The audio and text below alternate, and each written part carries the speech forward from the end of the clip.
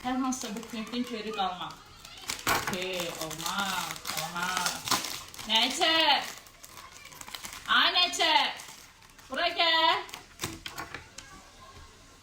Başını kəsirik. İçində oyuruq. Trend eləyirəm. Trend eləyirəm. Hadi Egil gör nətər bir şeydir. Video çəkirəm. Video çəkirəm. İçində var. İçində işğaldan böyle. Bu buradan böyle.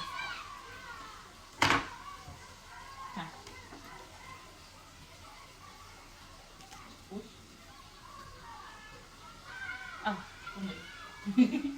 Mən soyuq su yeyəndə dişlərim olur belə. Necə yeyəcəm buna? Mən adi suda içəndə də su içirəm. Mən soyuq su içə bilməm. Necə olacaq? Yemədim.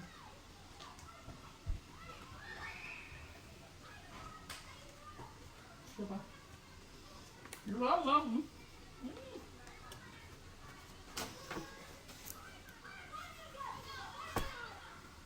Dişlər dondu. Necədir? Teşekkür. Buradan. Oğlum benim. Dinlen lan ha. Ulan pepişin başı yedi. Çöpe ola. Bu benim dişim.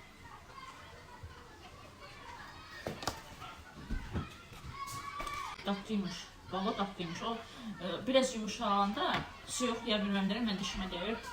Dadını tuta bilməm. Ama bu hissəsi ucu ərmişdi. Yumuşalmışdı. Tatlı geldi. Getmə böyle. Dişim dondu. Dişim dondu. Valla bilmədim, tatlıdır. Tatlıdır oğlum. Vav, mühteşem, süper. Yani bir şey değil yani. Belədən ha. Oğlum bəyəndən hoşuna gəldi. Mən bilmirəm, bəyənmədim. Dişlərim dondu çünki.